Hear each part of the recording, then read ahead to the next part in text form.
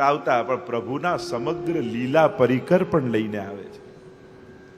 સમગ્ર સુખધામ એટલે કે જ્યાં યમુનાજીનું નામ હોય ત્યાં સમગ્ર બ્રજમંડલ પધારે છે. બ્રજ તો પધારે, બ્રજની સાથે ગિરિરાજજી, વ્રજ ભક્તો, ગોપીજનો, સમગ્ર સુખધામને લઈને ઠાકોરજી પધારતા હોય છે, જ્યાં પ્રભુનું નામ છે, જ્યાં યમુનાજીનું નામ છે. અને એટલા માટે નામ, રૂપ, લીલા અને ગુણ, આ ચારે નામ, રૂપ, લીલા અને ધામ જે ચારે છે ને જોડાયેલા છે. કારણ કે કોઈનું નામ બહુ સાંભળો તો એને જોવાની ઈચ્છા થાય, તો નામ રૂપમાં આસક્તિ કરાવે. કોઈને જુઓ તો એમ થાય કે આ શું કરતો હશે, તો લીલામાં આસક્તિ થાય. અને લીલા વિશે સાંભળો તો મનમાં કુતૂહલતા થાય, આ બધી લીલાઓ ક્યાં થતી હશે, તો ધામમાં આસક્તિ થાય. તો નામ ધામ સુધી પહોંચાડે છે. પણ આ નામ એવું છે કે આ નામ ધામ સુધી નથી પહોંચાડતું, આ નામ ધામને આપણા સુધી પહોંચાડી દે છે. એટલે કે જ્યાં યમુનાજીનું નામ ગવાય ત્યાં સમગ્ર બ્રજમંડલ પર પરિકર પ્રગટ થઈ જાય છે. એવો મહિમા શ્રી યમુનાજીના નામનો છે. અને એવા અનેકવિધ પ્રસંગો વાર્તા સાહિત્યમાં પણ ઉપલબ્ધ છે કે જ્યાં જ્યાં યમુનાજીના નામ ગવાયા છે, યમુનાજીનું આરાધન થયું છે, ત્યાં સમગ્ર બ્રજમંડલ પધાર્યું છે. એવી મહિમા ગઈ. શ્યામ સુખધામ જહાં નામ ઇનકે और निषदीना प्राणपति आय हियमे बसे. અને ઠાકોરજી જેના મુખમાં યમુનાજીનું નામ હોય ને એના હૃદયમાં પોતાનું ઘર બનાવી લે છે. નિષદીના, દિવસ રાત, આય હિયમે બસે. પછી પ્રભુ ક્ષણવાર માટે નથી આવતા. આપણે ત્યાં કહ્યું ને કે જ્યારે નારદજી પ્રભુ પાસે ગયા અને કહ્યું કે પ્રભુ ઘણીવાર વૈકુંઠ આવું છું, છતાંય આપ મળતા નથી. આપનું કોઈ એવું એડ્રેસ કરું કે જ્યાં હું આવું તો આપ મળો જ. અને ત્યારે કહેવાય નાહમ વસામી વૈકુંઠે યોગી નામ હૃદયેન ચ મદભક્તા યત્ર ગાયંતી તત તિષ્ઠામિ નારદ. કાયમ તો હું વૈકુંઠમાં નથી હોતો, કાયમ માટે યોગીઓના હૃદયમાં નથી હોતો, પણ મારા ભક્તો જ્યારે ભેગા મળીને જ્યાં મારા ગુણગાન કરતા હોય ત્યાં હું ચોક્કસ હોઉં છું. અને જ્યાં ભગવદીઓ ભેગા મળી યમુનાજીના નામને પુકારતા હોય ત્યાં ઠાકોરજીનો અખંડ વાસ હોય છે. આ નિશ્ચિત છે. જેના ઘરમાં રોજ યમુનાષ્ટક બોલાય છે એના ઘરમાં સાક્ષાત સ્વરૂપ રૂપે ઠાકોરજી જ બિરાજે છે. તમે જે સેવ્ય સ્વરૂપ તમારા ઘરે બિરાજે છે એને સાધારણ ન માનતા. જો આપણે ત્યાં મૂર્તિને ભગવાન તરીકે નથી માનતા, ભગવાનને મૂર્તિ રૂપે માનીએ છીએ. આ બંનેમાં ફરક છે. આપણે મૂર્તિને નથી પૂજતા, પૂજીએ છીએ ઠાકોર. મૂર્તિમાં ક્યારે તાકાત નથી હોતી કે એ ઈશ્વર બની શકે, પણ ઈશ્વરમાં તાકાત છે કે મૂર્તિ રૂપે ઘરે બિરાજી શકે. કોઈ મૂર્તિ ભગવાન નથી બની શકતી, પણ ભગવાન સ્વરૂપ ધારણ કરીને માથે બિરાજી શકે. તો આપણે ત્યાં જે સ્વરૂપ બિરાજે છે આ સ્વરૂપે, કારણ કે સાકાર બ્રહ્મવાદૈક મહાપ્રભુ તો સાકાર રૂપના ઉપાસક આરાધક છીએ આપણે બધા. જો આપણે બધા સ્વર્ગ નરકને માનીએ છીએ, આપણે બધા પાપ પુણ્યને માનીએ છીએ, આપણે બધા પુનર્જન્મને માનીએ છીએ, આપણે બધા તીર્થ, દાન, વ્રત, જપ આ બધા સાધનોને માનનારા લોકો છે. આપણી બધાની આસ્થા છે. બહુ મોડર્ન થવામાં ઘણીવાર આપણે એમ થાય કે હવે આ બધું તો આપણને બધું સમજાવવા માટે, ડરાવવા માટે, શીખવાડવા માટે જશો ને ત્યારે ખબર પડશે કે આ તો હતું. ઘણીવાર એમ થાય જ્યારે નરકમાં ગતિ થાય ત્યારે સમજાય કે અરે આ તો હતું. તો મૂળ વાત એ છે આપણે બધા માનનારા લોકો છીએ અને માનવામાં આપણું હિત જ છે, અહિત નથી. જે વસ્તુ આપણને પાપ કરતા ડરાવે ને એમાં આપણું કલ્યાણ જ છે. અને જેનો ડર નીકળી જાય ને પાપમાં પ્રોત્સાહન જેના થકી મળે એ બધું જ આપણા માટે અકલ્યાણકારક જ છે. ભલે તમે વિજ્ઞાનના નામે, પ્રગતિના નામે, મોડર્નિઝમના નામે એવું જે પણ વસ્તુ, વ્યક્તિ કે વ્યવસ્થાને સ્વીકારો છો કે જેને કારણે પાપ કરવા સહેલા થઈ જાય તો એ બધું આપણા માટે અહિતકારક જ છે. એટલે કે આ ધર્મને કારણે પણ જો પાપમાં અગવડતા પડતી હોય તે ધર્મ લાગતો ભલે કઠોર હોય પણ એ કલ્યાણકારી જ છે. ક્યાંક પાપનો ડર, નરકનો ડર આપણને પાપ કરતા રોકી લેતો હોય ને, તો હું તો ઈચ્છું કે નરક હોય. નરક છે, કારણ કે એમાં જવાના ડરથી મને પાપ કરવામાં ભય લાગે છે. તો સીધે સાધું ગણિત છે. તો અહીંયા શ્યામ સુખધામ જહાં નામ ઇનકે નિષદિના પ્રાણપતિ આય હિયમે બસે और જોઈ ગાવે સુજસ ભાગ્ય તિનકે. અને જે યમુનાજીના સુજસને ગાય એના ભાગ્યને શું કહું? પરમ સૌભાગ્ય હોય, કારણ કે આ ભાગ્ય જેનાથી ભગવત નામ લેવાય, એ ભાગ્ય જેનાથી ભગવત સેવા મળે, એ ભાગ્ય કર્મોથી નિર્મિત થતું ભાગ્ય નથી હોતું. હું ભાગ્ય બે પ્રકારનું માનું છું. એક કર્મો દ્વારા પ્રાપ્ત થયેલું, અને બીજું કૃપા દ્વારા પ્રાપ્ત થયેલું. શાસ્ત્રોમાં બતાવો ને કયું એવું કર્મ જેનાથી ભગવત સેવા મળે. કોઈ કર્મના ચોપડાઓમાં તમને એવું કોઈ કર્મ નહીં મળે. કર્મના તો સાધારણ એક જ ફળ છે, પુણ્ય. પુણ્યથી સ્વર્ગ મળે કાં સંસારનું સુખ મળે, પણ ઠાકોરજીની સેવા મળે એવું કોઈ દુનિયામાં કર્મ નથી. એકમાત્ર જ્યારે ગુરુ શ્રી વલ્લભ શ્રી યમુનાજી આપણી ભાગ્ય વિધાત્રી, એ આપણા ભાગ્યમાં ભગવત સેવા એમ લખે ને, તો જ આ હાથથી સેવા થઈ શકે છે, તો જ આ જીવા પર ભગવત નામ આવી શકે છે, તો જ આ આંખો ભગવત દર્શન થઈ શકે છે. બાકી આ બધું સંભવ નથી. ઉત્તમમાં ઉત્તમ કર્મો શાસ્ત્રોએ બતાવ્યા, એનાથી પણ પ્રાપ્તિ તો પુણ્યની જ છે, સેવાની નથી. સેવા આપણા બધાના ભાગ્યમાં શ્રી વલ્લભે લખી છે, શ્રી મહાપ્રભુજીએ લખી છે. અને એટલે જ બ્રહ્મ સંબંધ આપી અને ઠાકોરજીને પધરાવી માથે અદેય દાન દક્ષશ્ચ મહોદાર ચરિત્ર. એટલે જ કહેવાય કે આ આપણો સેવા અધિકાર નહોતો, મહાપ્રભુજી આપેલું દાન છે. આપણા અધિકારમાં, આપણા ભાગ્યમાં નહોતી, પણ મહાપ્રભુજીએ કૃપા કરીને આ સૌભાગ્યનું આપેલું દાન છે, જે સેવા રૂપે આપણને મળેલું છે. અદેય દાન દક્ષશ્ચ મહોદાર ચરિત્ર. અદેય દાન કોઈ ના આપી શકે એવું દાન શ્રી મહાપ્રભુજી આપણને આપ્યું છે. એટલે જ અહીંયા કહ્યું, જોઈ ગાવે સુજસ ભાગ્ય તિનકે. સૌભાગ્યશાળી કોણ આજના સમયમાં? જો મારી રીતે થોડા આજના પ્રેક્ટિકલ વાતોને જો કરું, તો જેના ઘરમાં કદાચ ભલે લૌકિક અવ્યવસ્થા હોય યા લૌકિક વ્યવસ્થા અવ્યવસ્થા જે પણ હોય, પણ જેના ઘરે ઠાકોરજી બિરાજે છે એ ભાગ્યશાળી છે. જેને દિવસની શરૂઆત જેની પ્રભુના નામથી થાય છે એ ભાગ્યશાળી છે. જેને જીતા જીવંત મા બાપની સેવા મળી છે ને એ ભાગ્યશાળી છે.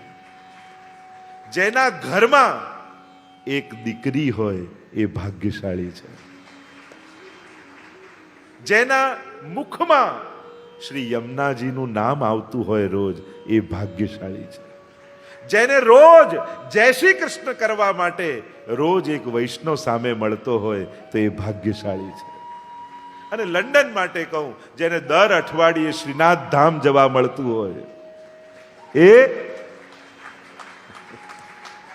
તો મૂળ વાત ભગવત ધામનો જેને આશ્રય કમથી કમ અઠવાડિયામાં એક વખત. આ બધા તીર્થો છે, હવેલી કોઈ સાધારણ સ્થાન નથી, એ તીર્થ છે. અને તીર્થના પગથિયે બેસીને આવો ને તોય તમને રાજસુ અને અશ્વમેઘ યજ્ઞના ફળ મળી જાય છે. એવું મહાત્મ્ય ભગવત ધામના પગથિયાનું છે. ઠાકોરજીની કૃપાના અધિકારી જીવ થઈ જાય છે, આપણા સમસ્ત પાપો નિર્મૂલ થઈ જાય. દર્શનની વાત તો આગળની દૂરની છે, એના પગથિયે ખાલી માથું અડાડીને આવી જાઓ ને તો એ સકલ પાપોનો નિસ્તાર થઈ જાય. એવી મહિમા તો મારી દ્રષ્ટિએ રોજબરોજના જીવનને જોઈએ તો આટલા લોકો ભાગ્યશાળી કહેવાય. તો જોઈ ગાવે સુજસ, અહીંયા બેસેલો દરેક વ્યક્તિ આ સિદ્ધાંત પ્રમાણે ભાગ્યશાળી છે, કારણ કે અત્યારે તમારા મુખમાં શ્રી યમુનાજીનું નામ છે. કારણ કે હું નથી કહેતો, હરિરાયજી કહી રહ્યા છે, જોઈ ગાવે સુજસ ભાગ્ય તિનકે. જેના સૌભાગ્ય હોય, અને એમાં પણ જેને યમુનાજીના સ્વરૂપના મનોરથી થવાનો લાભ મળ્યો, એમાં પણ જેને લોટી ઉત્સવમાં લાભ મળે, જેને ચુંદડી પર્વતમાં લાભ મળે એનાથી, અને જેને વૈષ્ણવને મહાપ્રસાદ લેવડાવવાનો લાભ મળે, જેને કથા કરાવવાનો લાભ મળે, આ બધા જ ભાગ્યશાળી જીવો છે. કારણ કે હરિરાયજીની વાણી છે. હરિરાયજી કહે, જોઈ ગાવે સુજસ ભાગ્ય. યમુનાજીના ગુણગાન ગાવ એની તો મહત્તા છે, પણ એ ગવડાવવામાં નિમિત્ત બનો ને એ તો સૌભાગ્યશાળી છે. જ્યારે આ બધા મનોરથી થઈ અને આ બધું સમાયોજન થયું તો તમારા નિમિત્તે કેટલાના મુખમાં યમુનાજીનું નામ ગયું. તો આ યમુના પાન કરાયાનું પુણ્ય જ છે. જલ હોય તો મુખથી અને નામ હોય તો કર્ણથી, પણ તમે યમુના પાન કરાયા છે, આનું પુણ્ય દરેક મનોરથીને પ્રાપ્ત થશે. આ સૌભાગ્યની વાત છે. આ હરિરાયજીની વાણી છે. જોઈ ગાવે સુજસ भाग्य तिनके और ये ही जग में सार कहत बारंबार सबन के आधार धन निर्धनन के. ये ही जग में सार. તમારા સંસારમાં તમે જે કાંઈ પણ કર્મો કર્યા, અને તમે 60 વર્ષના થયા, 70 ના થયા, 80 ના થયા, 90 ના થયા, જો તમને કોઈ પૂછે તમારા જીવનનો સાર શું નીકળ્યો, તમે કહેશો કાંઈ સાર નથી આ સંસારમાં. છેલ્લે આપણે તો આ નિશાદાર નાખીએ ને. અનુભવી લોકોને પૂછો કે આ સંસારનો સાર શું, તો એક જ વાત, કાંઈ સાર નથી. આ કરી કરીને લોકો માટે ખપી ગયા, તોય કોઈ કાંઈ કહેતું નથી, તોય લોકોના નિંદા અને લોકોના આજ બધું સાંભળવાનું, ટીકા ટિપ્પણીઓ જ સાંભળવાનું, કાંઈ કોઈના માટે કરવાનું કાંઈ સાર. લોકો એમ કે, કારણ કે બધાએ અનુભવ્યું છે. સંસાર માટે ઘસાઈ ઘસાઈને ખપાઈ જશો ને તોય કોઈ બે સારા શબ્દો કહેવા આવવાનું નથી, કોઈ સાર નહીં. પણ ઠાકોરજી માટે રંચક સેવા કરી દેશો ને તોય ઠાકોરજી જીવનભર યાદ રાખશે અને કૃપાનું ફળ તમારા સુધી પહોંચાડશે. આ જ ફરક છે. માણસ અને ભગવાનમાં ફરક એટલો, માણસ સામેવાળામાં 1000 ગુણ હોય ને તો એકાદ અવગુણ ગોતી એની જોડે સંબંધ તોડવાની જ ફિરાકમાં ફરતો હોય. ક્યાંકથી તમે વિચાર્યું ના હોય, પેલો ખોટું લગાડીને બેઠો હોય. લો ને આટલા બધા મળ્યા, પણ જય શ્રી કૃષ્ણ એ ન કીધું. જુઓ ને કેટલો અહંકાર. પેલાને ભીડમાં ના દેખાયા તમે,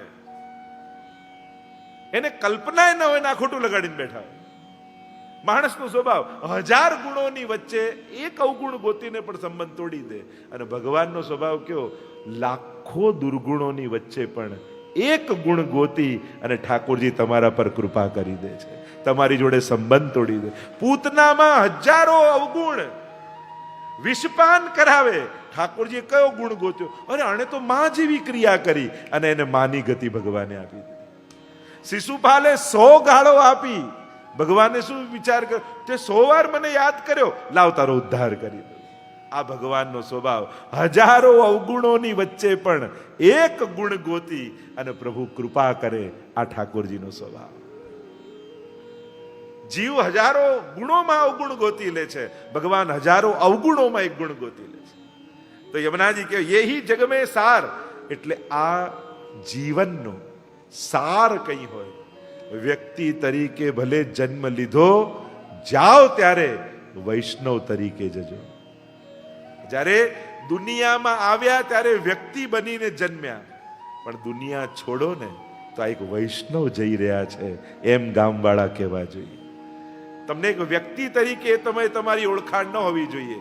તમારો જન્મ વ્યક્તિ તરીકે, તમારું મૃત્યુ વૈષ્ણવ તરીકે અને તમારી ગતિ વ્રજભક્ત તરીકે થવી જોઈએ. કે એક વ્રજભક્ત જેમ લીલામાં પ્રાપ્ત થાય એ ગતિ આપણી હોવી જોઈએ. તો આ 3 શબ્દોને યાદ રાખજો. જન્મ વ્યક્તિ તરીકે, મૃત્યુ વૈષ્ણવ તરીકે અને આપણી ગતિ વ્રજભક્ત તરીકે. તો શ્રી યમુનાજી કેવા છે? શ્રી યમુનાજી જગ મેં સાર, યહી જગ મેં સાર. જગમાં સાર રૂપે શ્રી યમુનાજી છે, એનું નામ છે. અને કહ્યું શ્યામ સુખધામ જહાં નામ નિષદિના પ્રાણપતિ આય હી અમે બસે, જોઈ ગાવે સુજસ ભાગ્ય તિનકે યહી જગ મેં સાર પર કહત વારંવાર. હરિરાયજી કહે હું વારંવાર કહું છું, તું જે આ બધું પકડવા દોડી રહ્યો છે એ કોઈના હાથમાં પકડાયું નથી. અને હું તો એટલે જ કહું, ભેગું કરેલું એને જ માનવું જે ભેગું આવવાનું હોય, બાકી ભેગું કરેલું ગણાય જ નહીં. આપણે આજ સુધી આપણા જીવનને ખપાવીને, વાપરીને, ખર્ચીને જે ભેગું કર્યું એ ભેગું આવવાનું છે. હા, આ મનોરથ ભેગું આવશે, આ યમુનાજીના 41 પદ ભેગા આવશે, આ યમુનાજીના નામ ભેગા આવશે, આ વૈષ્ણવને લેવડાવેલો મહાપ્રસાદ ભેગો આવશે, આ બેસાડેલી કથા ભેગી આવશે. બાકી જે કંઈ પણ ભેગું કર્યું એ ભેગું આવવાનું છે. ચિંતન કરજો.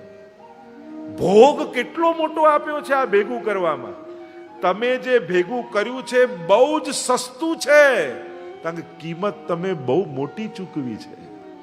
તમારા જીવનના ભોગે તમે ભેગું કર્યું છે, બહુ મોટી કિંમત તમે આપી છે. આ એમને એમ નથી આવ્યું. જીવનના કેટલા મહિનાઓ, કેટલા કલાકો જે તમને તમારા જીવન માટે મળ્યા હતા, તમે એ વસ્તુ ભેગી કરવા માટે ખર્ચી નાખ્યા છે. વિચાર કરજો. સાર શું નીકળ્યો જીવનમાં? શું સાથે આવશે? સાર એ જ છે જે સાથે આવવાનું હોય. બાકી જે મૂકીને જવાનું હોય એ બધો ભાર છે. સાથે આવવાનું હોય એ જ સાર છે. તો યહી જગ में सार कहत वारंवार और सबन के आधार धन निर्धनन के. આ બધાનો આધાર કોણ? તો કે શ્રી યમુનાજી. આ હૃદયનું કમળ ક્યારે ખીલે? કમળ ક્યારે ખીલે? બે વસ્તુ જોઈએ. એક, જળનો આધાર અને સૂર્યનો પ્રકાશ. એમ પ્રત્યેક વૈષ્ણવનું હૃદય કમળ ત્યારે જ ખીલે છે જ્યારે સૂર્ય રૂપ વલ્લભના જ્ઞાનનો પ્રકાશ હોય અને યમુનાજીની કૃપાનો આધાર હોય. ત્યારે ભક્તના હૃદય કમળ ખીલે તો શ્યામ સુંદર રૂપી ભમરો આવીને એમાં બિરાજમાન થાય. सबन के आधार और धन निर्धनन के. ધનવાનનું ધન નથી કહ્યું, કારણ કે ધનવાનને ધનની કિંમત ના હોય. એમ થાય કે આટલા ખર્ચાઈ ગયા તો ખર્ચાઈ ગયા, આટલા ખોવાઈ ગયા તો ખોવાઈ ગયા, આટલા વપરાઈ ગયા તો વપરાઈ ગયા. પણ નિર્ધન, ધન નિર્ધનન કે. નિર્ધન માટે એક એક પાઉન્ડ બહુ કિંમતી. એમ થાય કે ના ચાલીને જતા રહીશું, ખર્ચવું નથી. અરે આજે ભૂખ્યા રહી જઈશું, વાપરવું નથી. કેવું એક એક પાઉન્ડ નિર્ધન વ્યક્તિ બચાવે. એમ યમુનાજીના નામ નિર્ધન કે ધન છે. ભગવદીઓએ આ એક એક નામને વાપરવા નથી, સંગ્રહિત કરવા છે. ઘણીવાર ભગવાનનું નામ આપણે વાપરી નાખીએ. કઈ રીતે? આજ સુધી કરેલા યમનાષ્ટક, હે યમુનાજી ચરણોમાં ધરું, મારા દીકરાના લગ્ન થઈ જાય, તો યમનાષ્ટક વપરાઈ ગયા. આજ સુધીના કરેલી સેવા, હે ઠાકોરજી એ સેવાના ફળ રૂપે મને આ કરી દે, સેવા વપરાઈ ગઈ. ઘણી વાર લૌકિક મેળવવા માટે ભેગું કરેલું અલૌકિક ખર્ચી નાખતા હોય છે, પણ એ પાછું નથી આવવાનું. અને જે મેળવ્યું છે રહેવાનું નથી. ખર્ચેલું અલૌકિક પાછું નહીં આવે, અને જે મેળવેલું લૌકિક છે એ કાયમ માટે તમારી પાસે રહેવાનું જ નથી. આ તો બંને હાથથી લૂંટાવી દીધું. બંને હાથ તો લૂંટી ગયું ને. જે કાયમ માટે મળ્યું હતું એને વાપરી નાખ્યું, અને જે કાયમ રહેવાનું નથી એને મેળવવા માટેનો પ્રયાસ કર્યો. અને એટલા માટે વૈષ્ણવ ધન નિર્ધનન કે. જેમ નિર્ધન માટે એક એક પેની મહત્વની હોય છે, એમ વૈષ્ણવ માટે યમુનાજીનું એક એક નામ એટલું જ કિંમતી છે. લોભી કામી નારી પ્યારી જીમી, લોભી પ્રિય જીમી ધામ, તિમી રઘુનાથ નિરંતર લાગહુ મોહી રામ. તુલસીદાસજી પણ કહ્યું ને, એક કામીને જેમ સ્ત્રી પ્રિય હોય, એક લોભીને જેમ ધન પ્રિય હોય, હે ભગવાન તું મને એવો પ્રિય લાગે. એની આસક્તિ સદા એમાં હોય, એની આંખો સદા એમાં જ, એને જ ગોતતી હોય. એમ પ્રભુ તારા માટે એવો પ્રેમ મને થાય કે બધામાં હું તને ગોતતો રહું. હવેલીમાં ઠાકોરજી આગળ બેઠા હોઈએ ત્યારે મન ઠાકોરજીમાં નથી લાગતું, તો સંસારમાં કામ કરતા કરતા શું મન પ્રભુમાં લાગશે? કોઈ કે અંત સમયમાં, છેલ્લા સમયે હોસ્પિટલના ખાટલામાં હશો ડોક્ટરો ઇન્જેક્શન મારતા હશે, 2-4 બાટલાઓ ચડતા હશે, ઓક્સિજન મુખમાં હશે, શું એ સમયે પ્રભુ યાદ આવે એની ગેરંટી ખરી? હવેલીમાં ઠાકોરજીની સામે બેઠા છો ત્યારે પણ મન એનામાં નથી, તો શું હોસ્પિટલના ખાટલામાં મન એનામાં જશે? સંભવ નથી. અને એટલા માટે જ્યારે પ્રભુ વ્યવસ્થા આપે ને ત્યારે એને હૃદયમાં વસાવી લેજો. અનુકૂળતા હોય, હવેલીમાં બેઠા, ઘરે સેવામાં બેઠા, માળા પહેરવતા, ત્યારે હૃદયને એના નામથી ભરતા રહેજો. એક પણ ચૂકી ન જાઓ. હજી 5 મિનિટ છે, લાવ ને એક માળા થઈ જશે. આવું થાય? આપણને જોબમાં કેમ થાય? હજી કલાક નીકળે એમ છે, ચલો કલાકનું હજી ઓવર ટાઈમ કરી લઉં તો એટલા મળી જાય. એમ થાય કે હજી તો ઓફિસે જવાની હજી 5 મિનિટની વાર, આટલામાં તો એક માળા થઈ જાય, એક યમનાષ્ટક થઈ જશે. આમ સમયની વ્યસ્તતામાં ભગવત નામ ચુરાવતા તમને આવડે છે? ઝડપતા તમને આવડે છે? ફ્રી થઈને કરીશું એ તો ક્યારે કરીશું? આજ આપાધાપીના જીવનમાં તકો ગોતતા શીખો. 10 મિનિટ છે, 10 મિનિટમાં એક યમનાષ્ટક તો થઈ જાય. એવું નહીં વિચારું ના શાંતિથી કલાકનો ટાઈમ મળશે ત્યારે પલાંઠી વાળી મંદિરમાં બેસીને પાઠ કરી, એવો તો ક્યારે ટાઈમ આવવાનો? આ ભાગા દોડીમાં સમય કાળના ચક્રમાંથી અને કાળના મુખમાંથી ભગવત નામ ઝડપી લેતા શીખી લેવા. જો આપણે ઘણીવાર સંસારના આપી ધાપીમાં કાળ પોતાના મુખમાં આપણને ઝડપી લે છે, અને આપણે તો કાળના મુખમાંથી ભગવત નામ ઝડપતા શીખવા. કે તક છે, અવસર છે, 10 મિનિટ છે, 5 મિનિટ છે, અહીંયા હવેલી પાસેથી નીકળું છું, લાવ દંડવત કરતો જાઉં. હરી બેચન દધી બેચનતા હરી મિલે, એક પંથ દો કાજ. કોઈ ભલે એમ કે આ તો જો શાક લેવા આવેલા, દર્શન કરતા ગયા. અલે ભલે દર્શન કરતા તો ગયા, દર્શન માટે જ્યારે નીકળીશું ત્યારે શ્રેષ્ઠ છે, પણ ભલે કામ માટે નીકળ્યા હતા અને રામને મળતા ગયા. આજ તો આપણી સમજદારી છે, આજ તો આપણી સમય સૂચકતા છે. અવસર મળ્યો ને. આ ગોપીજનો પણ શું કરે છે? માળા કરવાનો એમને સમય નથી. ગોપીઓ બ્રજમાં બહુ વ્યસ્ત છે, સ્વયં દહીં દૂધ વેચવા આખો દિવસ નીકળે છે. પણ ગોપીઓ કેવા છે? વિક્રેતુ કામા કિલ ગોપ કન્યા મુરારી પાદાર્પિત ચિત્ત વૃત્તિ દધ્યાદિકમ મોહવશાદ ભોચ ગોવિંદ દામોદર માધવેતિ. માથે દહીંની મટકી લઈને નીકળેલી ગોપી મહિલો મહિલો કરતી કરતી બજારમાં જાય. મુરારી પાદાર પિત ચિત્ત વૃત્તિ, પણ મનની વૃત્તિ વ્યાપારની નથી, ઠાકોરજીના ચરણાર વિંદમાં છે મનની વૃત્તિ. તો ચેતસ્તત પ્રવણમ થયેલું છે સેવા. અને મહિલો મહિલો ભૂલી જાય. કોઈ મોહન લો મોહન લો, હરીને વેચવા ચાલી. ગોવાલણ આપણે ત્યાં ગાતા હોય છે ને કે ગોપી જ્યારે નીકળે છે અને દધી લઈને નીકળે ને હરીને વેચવા ચાલી. આપણે ત્યાં તો ભગવતીઓ ગાયું પણ છે, જે નરસિંહ મહેતા આદિના પ્રભાતિયાઓમાં ગવાય છે. અનેક પ્રકારના એવા ભજનો આપણે ત્યાં છે કે જ્યારે ગોપી ચિત્ત પ્રભુમાં છે તો ભલે સંસારના કામે નીકળ્યા હો, પણ ભગવાનને મળવાનો અવસર મળ્યો હોય ને તો મળીને જ જજો. ભગવત નામ લેવાની તક મળી હોય તો તક લઈ લેજો. વૈષ્ણવને ભગવત સ્મરણ કરવાનો મોકો મળે તો જય શ્રી કૃષ્ણ કરીને જ જવું.